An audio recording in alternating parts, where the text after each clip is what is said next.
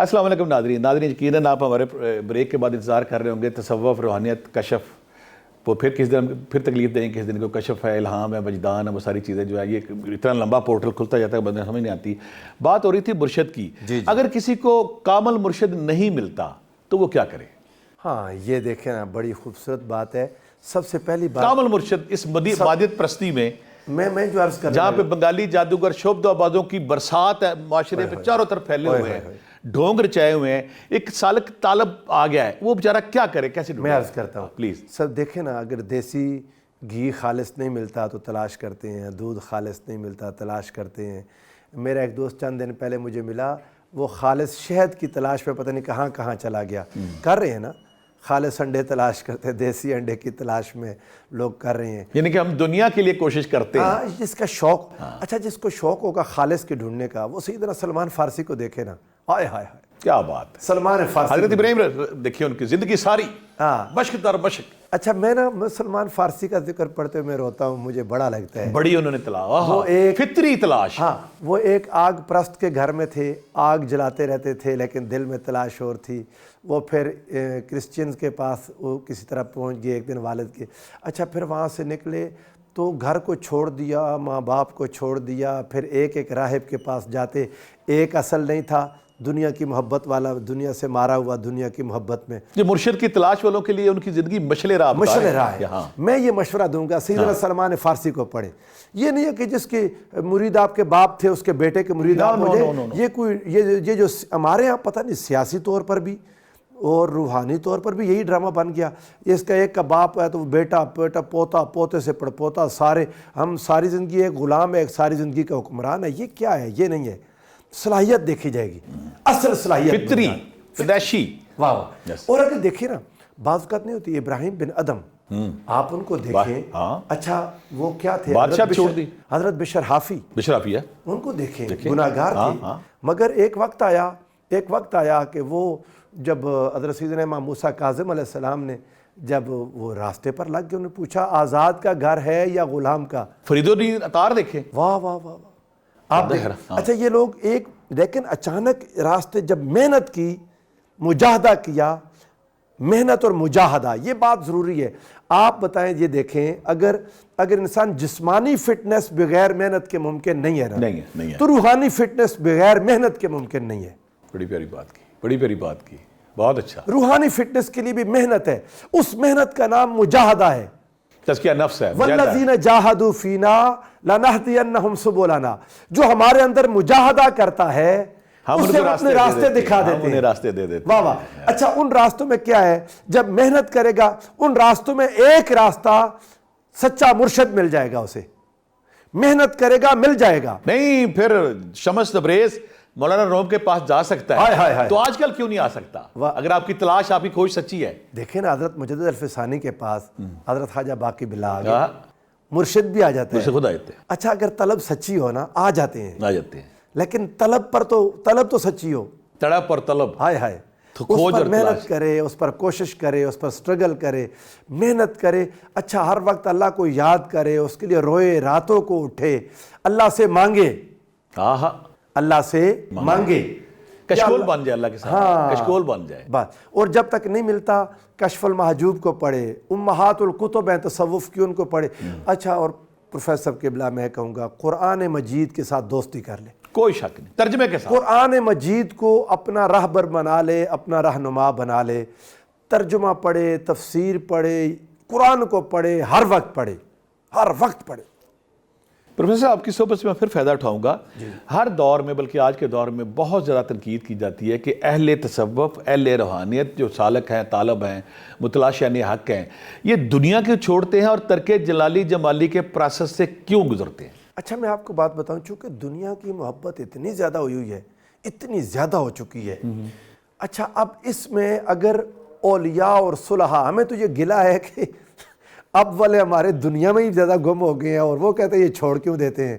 اچھا اس کے درمیان ہے نا، کہیں اس کے درمیان میں آنا چاہیے، یہ کہ دنیا میں رہ کر خلوت در انجمن، جو آپ دنیا میں رہیں دنیا آپ کے اندر نہ رہے، جو حضرت مجدد الفسانی نے کہا تھا خلوت در انجمن، لوگوں میں رہتے ہوئے اپنے دل کو دنیا کی رش سے، دنیا کے ہجوم سے خالی کر لے، دنیا کی محبتوں کا ہجوم اس کے دل میں نہ ہو۔ یا ہم کہہ سکتے ہیں جس طرح فوجی کچھ عرصہ ٹریننگ کرتا ہے، یہ سالک یا طالب کچھ عرصہ دنیا سے ڈسکنیکٹ ہوتا ہے، بعد میں پھر دنیا میں آتا ہے۔ دیکھیں نا، میں آپ کو بات ہوں، کوئی کسی بھی بیماری کو دور کرنے کے لیے، جس کو شوگر جس کی بہت آئی ہوگی، جس کا HbA1c آیت 11 12 آ گیا، اسے تو ایک بار تو ساری چیزیں ڈاکٹر چھڑوائے گا نا۔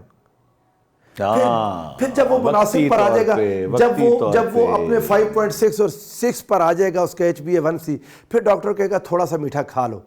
ایک بار تو اسے نکالنا پڑے گا، ایک بار تو اسے ICU میں لے جانا پڑے گا، ایک بار وقتی طور پہ، جیسے فوجی بارڈر پہ جانے سے پہلے ٹریننگ لیتا ہے، اس طرح آپ کہہ رہے ہیں۔ یہ بڑی آپ پیاری بات کر رہے ہیں۔ یہاں پہ ناصر بھی یہ بتائیں کہ جعلی پیر اور جو ایک اصل سچا صوفی ہے، ہمارا عام بندہ کنفیوز ہوتا ہے۔ مجھے کئی لوگ ایسے ملتے ہیں 10 سال 20 سال ایک جعلی پیر کے پاس، ایک جعلی شعبدہ پاک، کیسے عام انسان ڈفرینشیٹ کرے کہ یہ سچا ہے یہ غلط ہے؟ سر یہ میں پتہ نہیں کیوں لوگوں کو سمجھ آتی، ہر چیز میں سیانے ہیں، ایک یہاں پر ہر چیز میں سیانے ہیں، ہاں، اور یہاں آ کے سادے بن جاتے ہیں۔ اللہ کے بندو، جو جس کے پاس آپ بیٹھیں، ہفتہ 10 دن کی بات نہیں ہے، 2-4 گھنٹے بیٹھیں، اگر دنیا ہی دنیا کے پیچھے پڑا ہوا ہے، مال دنیا سے، دنیا کی یعنی کہ اس کا پہلے مشاہدہ کرے۔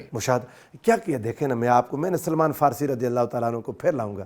سیدنا سلمان منا اہل البیت، وہ حضور نے ان کو اپنے اہل بیت میں شامل کر لیا تھا، ان کے پیچھے چلنا بنتا ہے۔ حضور نے قرآن اور اہل بیت چھوڑے تھے نا۔ حضرت سلمان فارسی جس کو دیکھا دنیا کا طالب ہے، نہ صرف یہ کہ خود اس کے نہیں ہوئے، لوگوں کو بھی اس کو لوگوں کے سامنے اس کا راز آشکار کر دیا، لوگوں کے سامنے۔ جب وہ مر گیا تو انہوں نے کہا اس کے پاس تو دیکھو صندوق بھرے ہوئے ہیں، یہ ڈالروں میں بلینئر بنا ہوا ہے۔ یہ ایک مثال دے رہا ہوں۔ آج کل وہ انہوں نے کچھ عرصہ پہلے ہمارے وہ بڑے بڑے پیران صاحبان کا جب وہ نکلا، وہ ان کے فراڈ، ہاں، وہ ڈالرز میں بلینئرز ہیں۔ میں انگلینڈ جاتا رہتا ہوں، آپ حیران ہو جائیں گے، جو عشائشیں، جو نرمیاں، جو سہولتیں، جو دنیا کا سارا کچھ، پیروں مریدوں کے وسائل کی جو لوٹ مار جاری ہے۔ نوجوان طبقہ کیوں بھاگتا ہے کہ وہ دیکھتا ہے کہ میرے پیرنٹس، میرے آباء و اجداد کے جو وسائل ہیں، پیسہ ہے، اس پہ یہ براجمان قابض گروہ پر لوٹی جا رہا ہے۔ اس پر ایک اور میں آپ کی صحبت سے فائدہ اٹھاؤں گا۔ روحانیت میں، تصوف میں جب بھی کوئی طالب جاتا ہے تو اکثر کہتے ہیں کہ خلوت گزینی اس کے لیے بہت ضروری ہے۔ امام غزالی رحمۃ اللہ علیہ نے کہا کہ جب کسی انسان پہ خدا کی پہلی تجلی وارد ہوتی ہے تو وہ خلوت گزینی کی طرف، گوشہ نشینی کی طرف جاتا ہے۔ گوشہ نشینی میں کیا، گوشہ نشینی اور مراقبہ روحانی ارتقاء اور ترقی کے لیے بہت ضروری ہے۔ یہ بہت ہی امپورٹنٹ یعنی چیز ہے۔ حضور سرورد عالم صلی اللہ علیہ وآلہ وسلم اللہ کے نبی ہیں ہمیشہ سے، یعنی جب سے اللہ نے ان کو نبی بنا دیا، وہ جب آقا کا نور تخلیق ہوا تب سے نبی ہیں۔ دنیا میں آئے 40 سال کی عمر میں اظہار نبوت کی اجازت ملی۔ بڑے اہم بات کر رہے ہیں آپ۔ جی ہاں، 40 سال کی عمر مبارک میں اظہار کی اجازت ملی۔ نبی پہلے سے تھے، نبی تو تب بھی تھے جب عیسیٰ علیہ السلام کہہ رہے تھے وہ مبشرم برسول، یا حضرت ابراہیم علیہ السلام جب کہہ رہے تھے ربنا وبعث فیہم رسولا، رسول اور نبی پہلے بھی تھے۔ اب اجازت ملنے سے پہلے کیا ہوا؟ حبب الیہ الخلا، رسول اللہ کو خلوت محبوب ہو گئی، تنہائی کے پروسیس سے گزرے، وہ پروسیس ہے۔ اچھا، کوئی دور پہ عیسیٰ جو امام غزالی کی بھی زندگی اسی سے گزری نا۔ آپ امام غزالی کو دیکھیں، امام راضی کو دیکھیں، غزالی خاص طور پر، ابن سینا کو دیکھیں، ابن خلدون کو دیکھیں، غزالی بھی ٹیکسٹ بک ایگزامپل ہے۔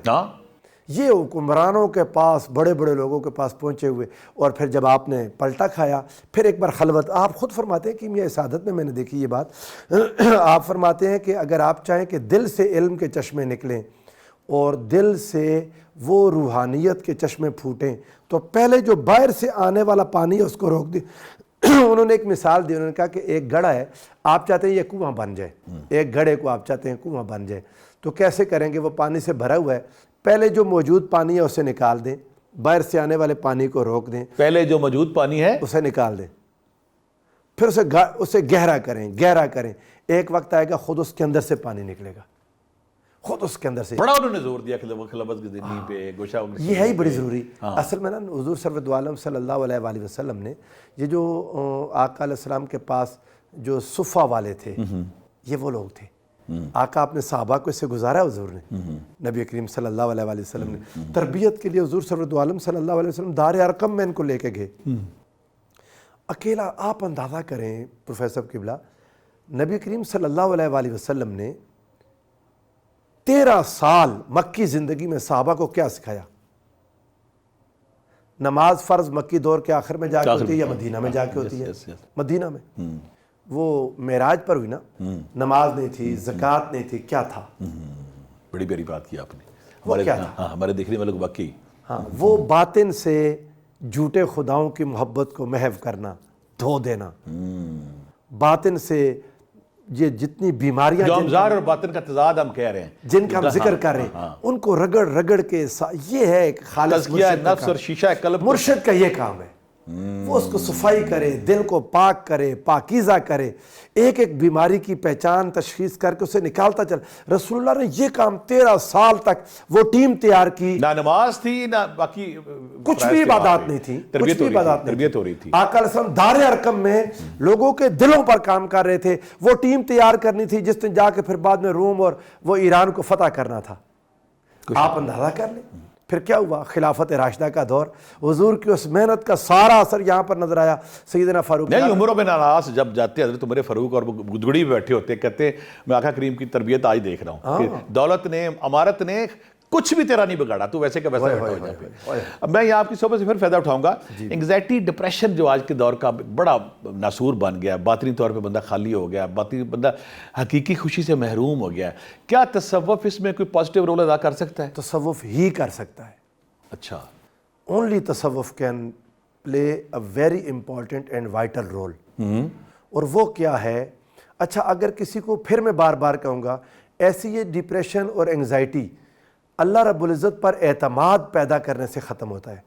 اکیلے میں اللہ سے باتیں کریں, چونکہ وقت نہیں ہے نا بہت زیادہ, اس کو خلاصے میں اگر بات کریں, ایسے بیماروں کے لیے میں عرض کروں گا, بیماری ہے, پہلے تو ان کے گھر والے, ان کے رشتہ دار سمجھیں کہ یہ بھی ایک بیماری ہے, اس کے مذاق نہ بنا لیں. جیسے باقی شوگر ہوتی ہے, جیسے ٹائیفائیڈ ہوتا ہے, جیسے جسمانی بیماریاں ہوتی ہیں, یہ ذہن کی بیماری ہے انگزائٹی. اسے سمجھیں, اسے ہمدردی کی ضرورت ہے, اسے پیار کی ضرورت ہے. انگزائٹی اور ڈپریشن ہوتا ہی تب ہے جب گھروں سے احساس مرتا ہے. گھروں سے احساس مرتا ہے.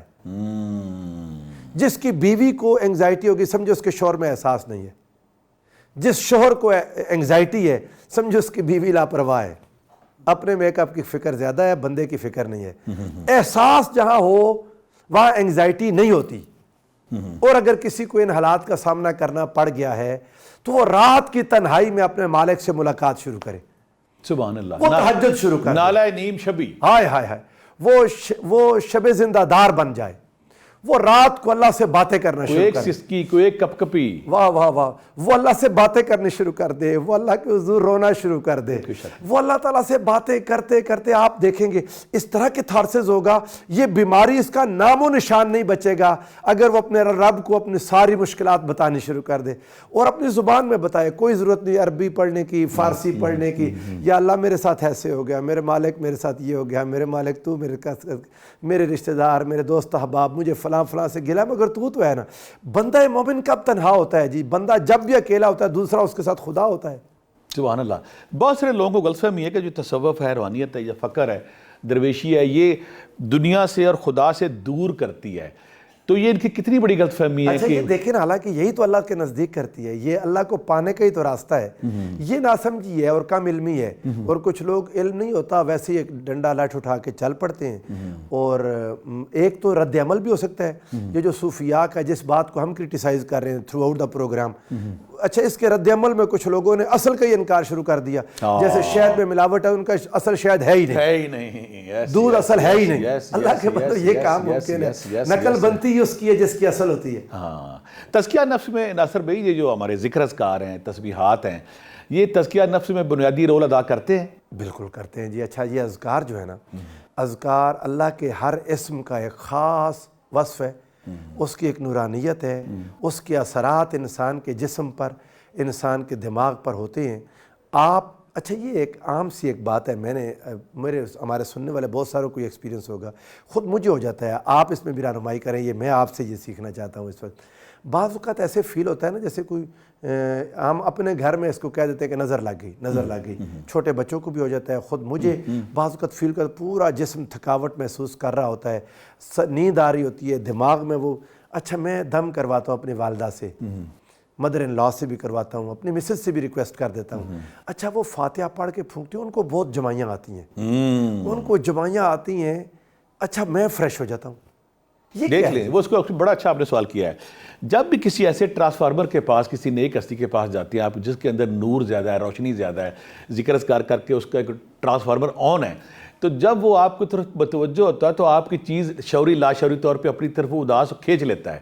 تو آپ کی جب وہ جو نیگیٹیوٹی ہے, نظر ہے, حسد ہے, جادو ہے, ٹونا, جب اس پہ جاتا ہے تو اسی سے ہم کہتے ہیں کہ جب بھی کوئی نیگیٹو چیز کسی انسان کی روح سے ٹکراتی ہے, اس پہ پھر جمائیاں بھی آتی ہیں, آنکھوں میں پانی بھی آتا ہے, اثر بھی آتا ہے. وہ ہماری مائیں, ہماری نانیاں, دادیاں, میری نانی بھی جب دم کرتی کہتی مینوں جمائیاں آ رہی ہیں, تیری نظر اتر گئی ہے, آپ ریلیکس ہو گئے ہیں. اس لیے ہم کہہ سکتے ہیں کہ بیماری آپ سے شفٹ ہو کے ادھر چلی گئی ہے. تھوڑی دیر اس نیک ہستی نے, اس بڑے ٹرانسفارمر نے سکر کے طور پہ کام کیا. آپ کی بیماری, آپ کی ٹینشن, آپ کی حسد, آپ کا جادو, آپ کا ٹونا, آپ کی نیگیٹیوٹی, یا پھر سے میں ایک اور کہوں گا آپ کی روح جو سست پڑی ہوئی ہے, وہ اداس سی ہے, جب وہ اپنا انجیکٹ لگاتا ہے اس پہ نور کا, روشنی کا, ذکر اذکار کا, تو آپ کی روح ایک دم جھنجھنا اٹھتی ہے, کہتے ہیں مجھے میری خوراک مل گئی. اس سے وہ سرشاری میں چلا جاتا ہے اور ادھر چلا جاتا ہے. دیکھیں نا صحابہ کرام نے فاتحہ پڑھ کے سانپ کے کاٹے کے زہر کا علاج کر دیا. کوئی شک, بکریاں ملی. وہ قرآن وَنَنَزِّلُ مِنَ الْقُرْآنِ مَا هُوَ شِفَاءٌ وَرَحْمَةٌ لِّلْمُؤْمِنِينَ. تو اللہ کے اسماء میں ایک خاص اثر ہے. نہیں, الا بذکر اللہ تطمئن القلوب. دیکھیں نا اولیاء کرام دلوں کو اطمینان ملے گا میرے ذکر. اگر فلاں مسئلہ ہے, ہمارے جسٹس ریٹائرڈ نذیر احمد غازی صاحب پروگرام کے آخر میں اذکار بتاتے ہیں. انہوں نے ایک کتاب الشفاء الکبیر مرتب کی ہوئی ہے. وہ اس میں کہتے ہیں کہ یہ اسم اتنی بار پڑھیں, یہ فلاں اسم اتنی بار پڑھیں, فلاں اسم اتنی بار پڑھیں, فلاں. اچھا اس کی تعداد بتاتے ہیں. الجبار, اگر آپ کو فلاں مسئلہ ہے تو الجبار ہو اتنی بار پڑھیں. ہر اسم کے اندر ایک خاص نور ہے جو اس خاص پرابلم کو ایڈریس کرتا ہے. کوئی شک نہیں. رزق ہے تو رزق والا نام پڑھیں, یا رزاق کو صبر پڑھیں. آخر میں اب پروفیسر صاحب میں ضرور آپ سے انفارمیشن لوں گا اور رہنمائی لوں گا کہ آج کے دور کو تصوف کیا اس کو میسیج دیتا ہے, تصوف کیسے آج کی مٹیریلزم کو دور کر سکتا ہے. آج کا انسان جو باطنی ڈسپلیئر کا شکار ہے, کیا تصوف اس کی خوشی اور کامیابی میں پازیٹیو رول ادا کر سکتا ہے؟ سب سے پہلی بات تو سر جن زی کے لیے پیغام آپ کا خوبصورت سوال ہے.